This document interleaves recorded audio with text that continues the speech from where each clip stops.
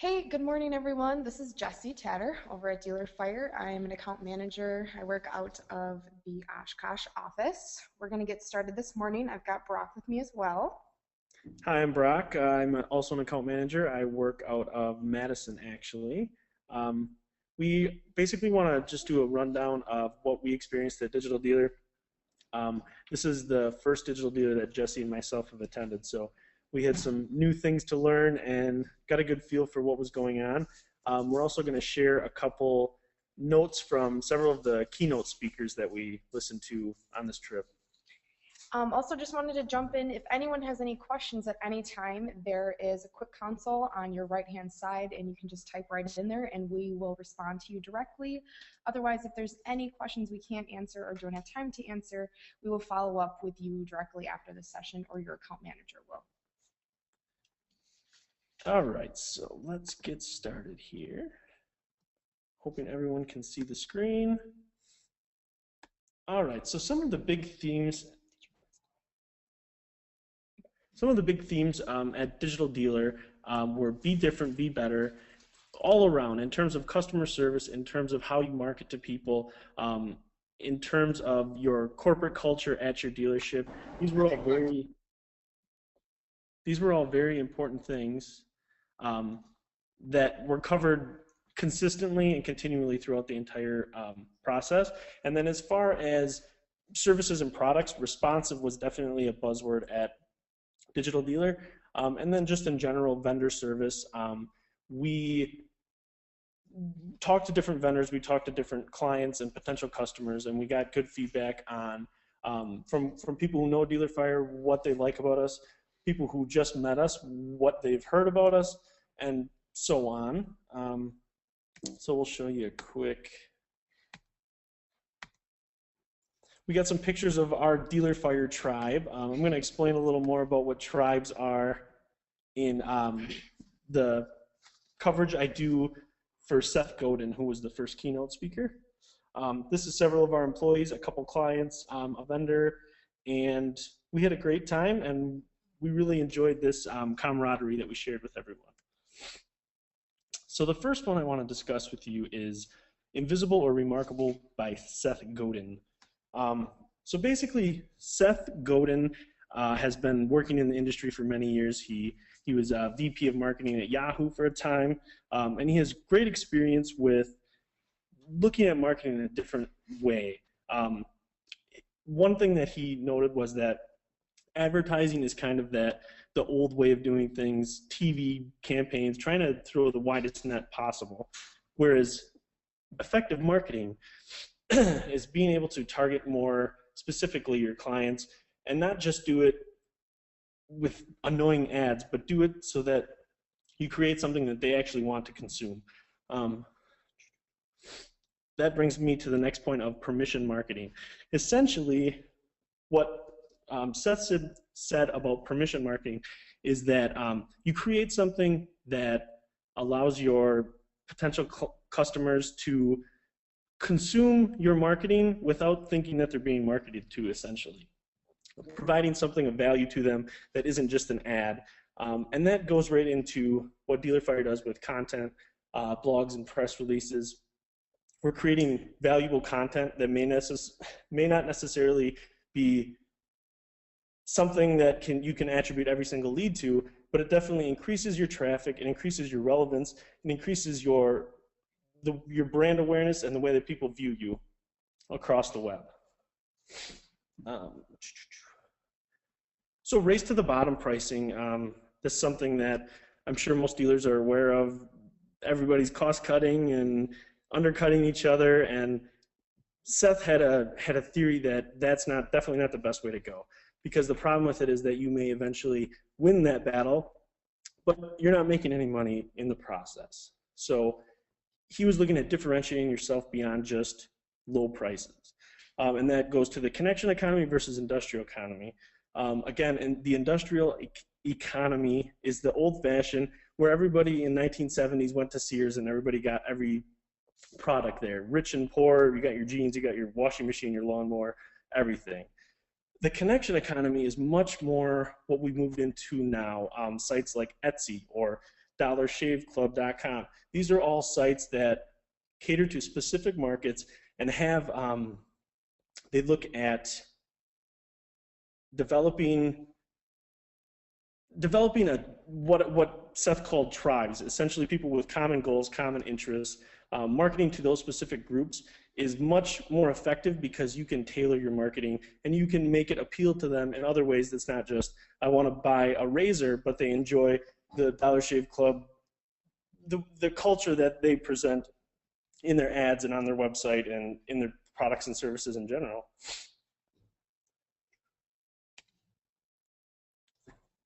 I'm going to hand it over to Jessie now. She's going to discuss the next keynote speaker that we viewed. Thanks, Brock. The next keynote speaker was Jennifer Blackmon, who was Corporate Director of Culture and Transformation at the Ritz-Carlton. She has over 15 years of experience in sales and marketing, and she really honed in on creating a culture for not only your employees, but for your customers as well. Here at DealerFire, we really try to practice that same type of culture, and so we really related to that. That was an underlying theme that Brock and I picked out right away with Jennifer's speech, as well as the rest of the keynote speakers. So I'm just going to dip into some of the keynotes that Jennifer hit on, and one of them was company philosophy. Instead of creating short-term solutions, we should really strive towards standing out to be one of the best. Car dealerships have a real challenge when it comes to this because what are we doing? We're all selling cars. So how do we stand out in a sea of sameness? Well, really the only thing we can do, since we can't drop the price much more than anyone else, is providing the best service.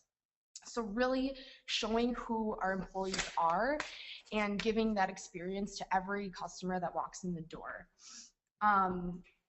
Having raving fans is something that is really necessary when it comes to standing out and who you are. Having reviews, word of mouth is the best way to connect with people on an emotional level. One way to measure your engagement is basically to build loyalty.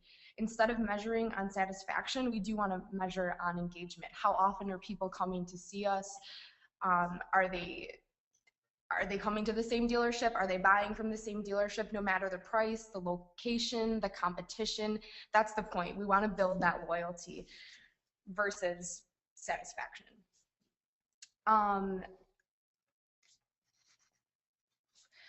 We do that here at DealerFire as well. We've got a great account management team. We are dedicated to each and every one of our clients, as well as our support staff.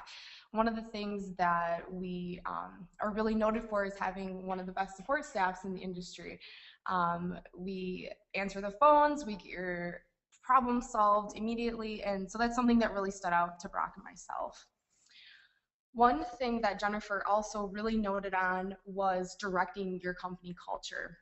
Not only should you display the message of how your culture at your company should be presented, but to really direct the culture.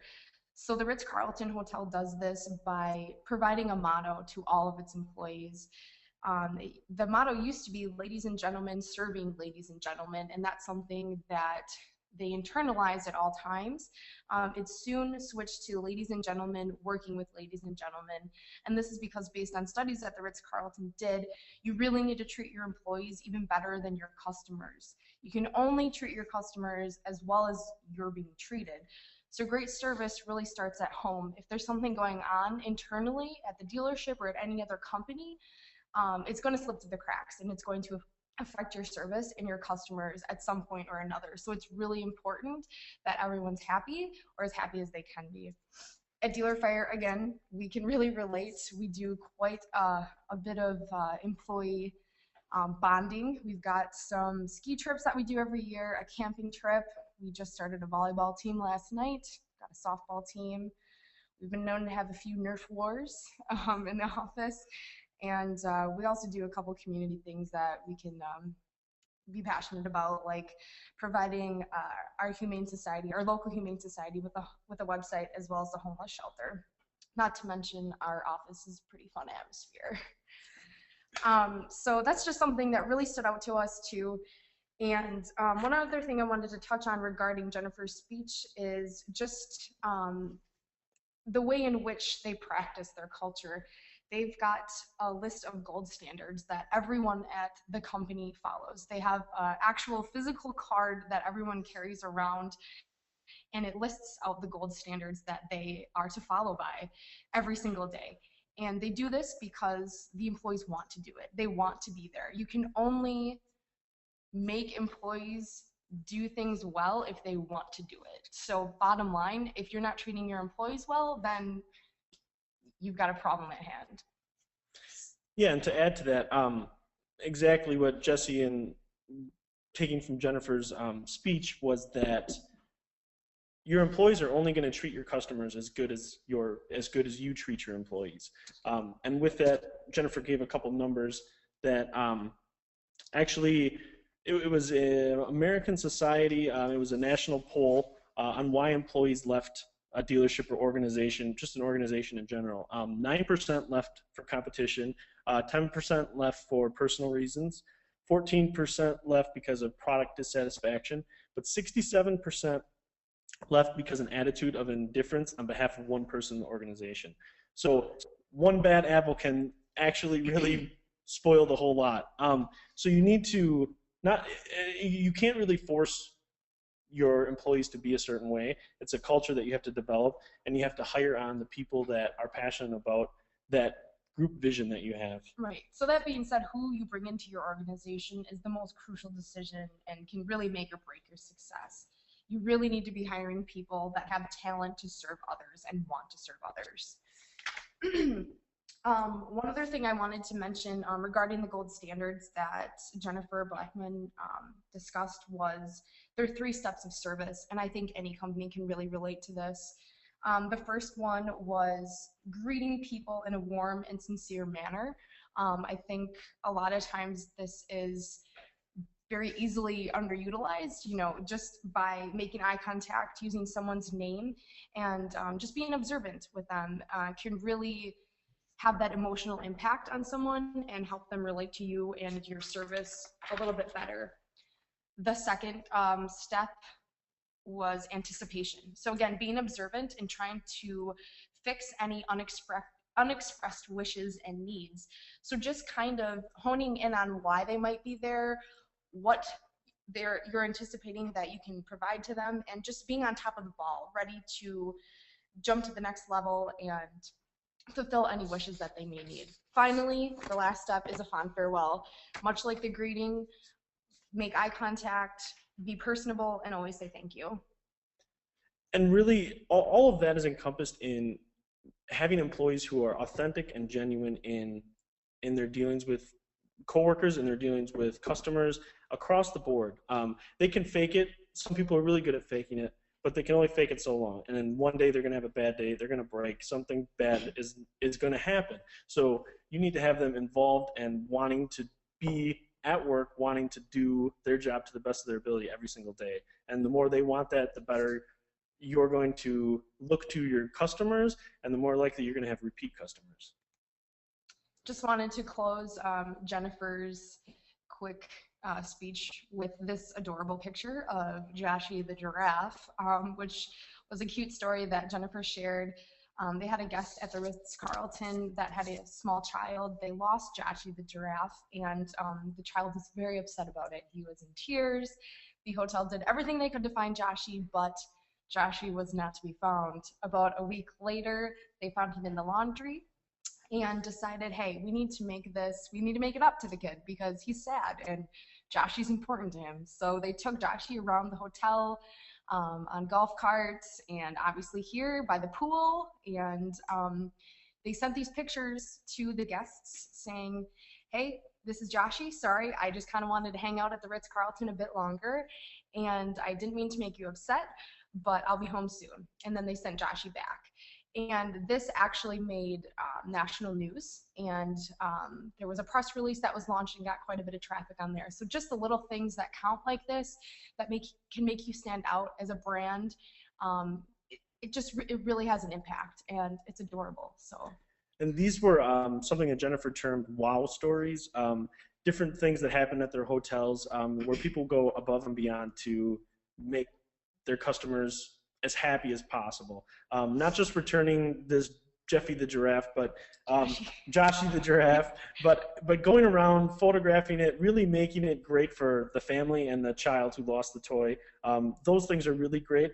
And at Ritz-Carlton on Mondays and Fridays, they tend to highlight these stories within their company culture. But then something that you could do working with DealerFire and just your own social media accounts. This is, you don't want to look like you're faking any of these events happening, but you definitely want to share this information with people around you. You definitely want to spread the word about the good things that you do that aren't related to selling cars, or maybe related to selling cars but really enhance the experience for the customer. Right. All right, next I'm just going to recap David Lewis really quick here. David did the speech on the secrets of inspirational selling. He had some really great insight on just basically selling in a new way. His whole thing was on not being a slime ball. You know, sales guys are noted to being slimy, and he just took a different approach. So he's a noted industry consultant. He's published a couple of different books on challenging dealers and managers to sell with integrity, inspiration, and customer care. Most of his points were basically just like, stop trying to close the deal. You need to really be personal with your customer and be creative with them. If they're looking to try something different, for example, if they'd like to take a test drive normally on a route that you wouldn't be comfortable taking them, do it. If they'd like to see a different car, you know, you just really need to be open and adventurous when you're selling, and just make an impact with the customer instead of trying to close the deal, because I think that's a main objective in sales. You know, you're trying to close the deal, that's the point of it, right? But take the extra effort and get on a personal level with them, because you're a person too, and maybe they'll connect with you in a different light. This is really similar to how DealerFire functions in some ways. We may not offer a product or a solution to something, but we'll come up with a solution, or we'll adapt to a product if you're interested. If we can't do that, we'll find a vendor that's willing to solve your problem. So in this sense, we really try not to pressure our customers. We try to come up with solutions to fix something. And as you can see, these were the key. There was one other keynote. It was a little unrelated, but I can just make a note here. It was done by Justin Poi. He's a marketer out of Toronto, and his take on things was quite different than everybody else's, but it's still related. He was talking about marketing to incoming immigrants, especially in large metro areas where an immigrant population is higher. Just certain things to keep into account in your target markets. For example, Chinese immigrants in China, Facebook and Twitter and those social media networks are not allowed by the Chinese government. So people have these alternative social media networks. When they come over to the United States, they tend to stay on those alternative social media networks. So if you want to target certain demographics like that, you want to be mindful of what your customer base is actually using. If you're targeting them on Facebook, it may be ineffective. So keeping that stuff in mind is great too. We didn't want to touch too much on that because it's not quite as related to the service part of that.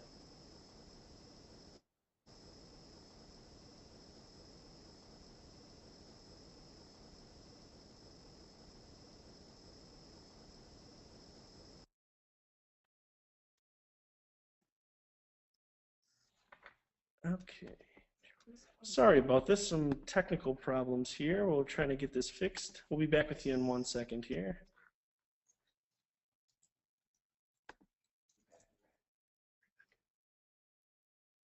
All right, it looks like we're back.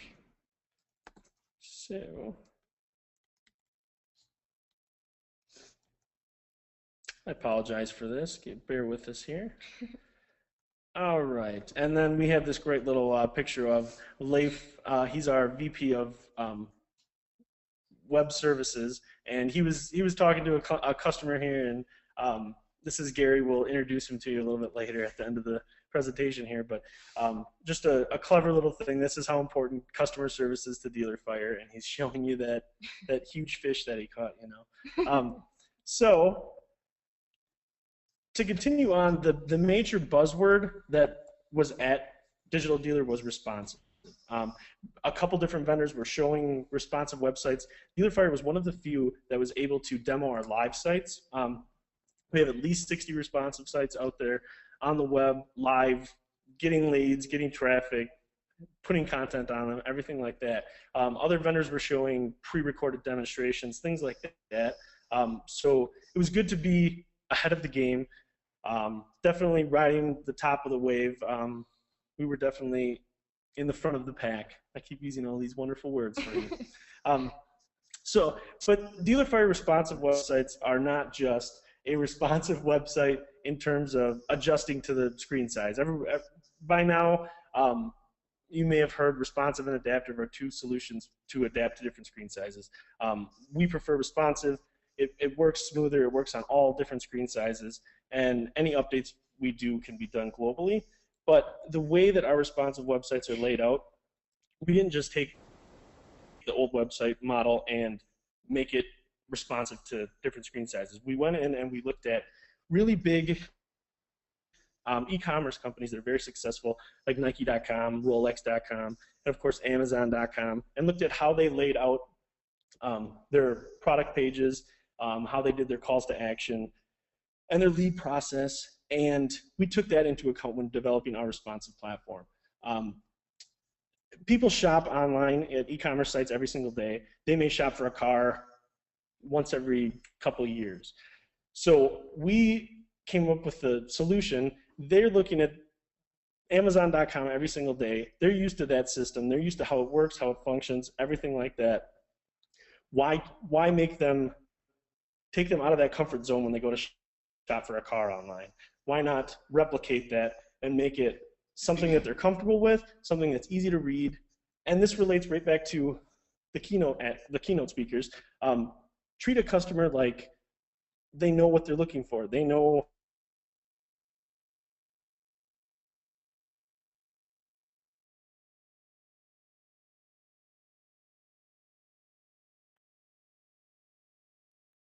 Sorry about that. I apologize. We're having some internet connection difficulties here.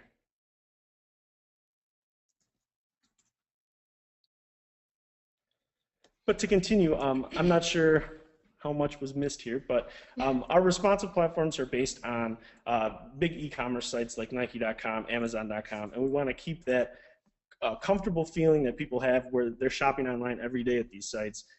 We didn't want to remove them from that comfort zone by going to an automotive website, and we didn't want to confuse them with 10 calls to action and 5 flashing boxes and all of that junk. Not to mention, having this extra white space that we have in our responsive sites enhances all the other pieces. Enhances the beautiful pictures you guys take.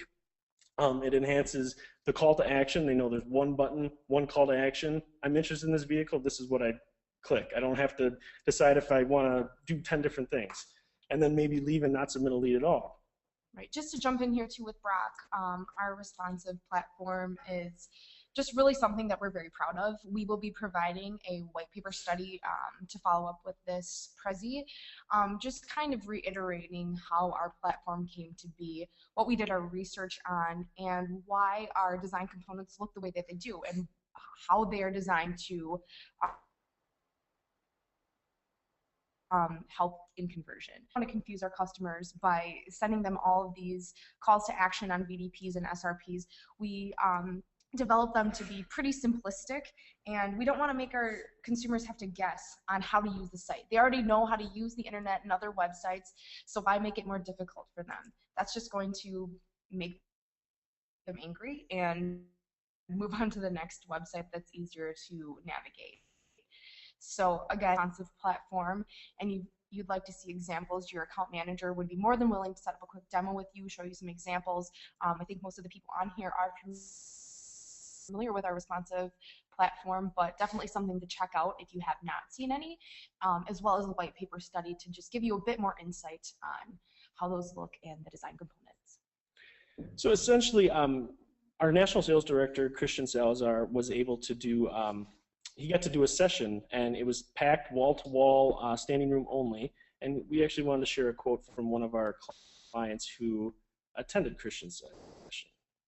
So, Christian provided actionable insight for anyone to utilize on their website. follow the success of e-commerce sites. Enlighten dealers to move away from noisy commercials of traditional auto advertising and step up to a more thoughtful approach.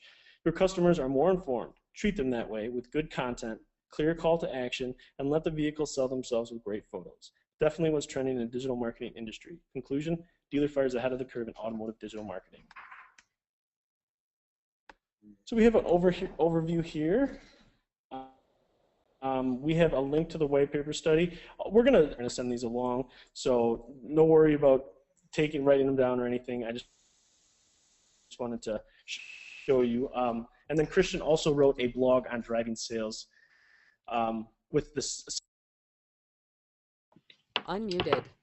Hey everyone, we had a little internet connection issue here, so we're just going to wrap up real quick, just based on Christian's presentation. We do have a poll that we want to share with you, so I'm going to go ahead and launch that for you now. If you could just follow up on it, and you'll see that pop into your screen in just a second here. And basically what that is, we just want to see if you want to attend more recaps like this in the future. I know that with Digital Dealer, NADA, DSES, which is Driving Sales Executive Summit, there's a lot of different trade shows out there that not many people get a chance to go to. So we found that, through Driving Sales, through Dealer Refresh, there's a lot of recaps that go on in text, but we figure that doing a little in-person, back and forth with a Q&A session from there is kind of a good way to handle it. So if you'd like to see more of these in the future, obviously please select the following. It looks like about 100% of people are saying yes at this point.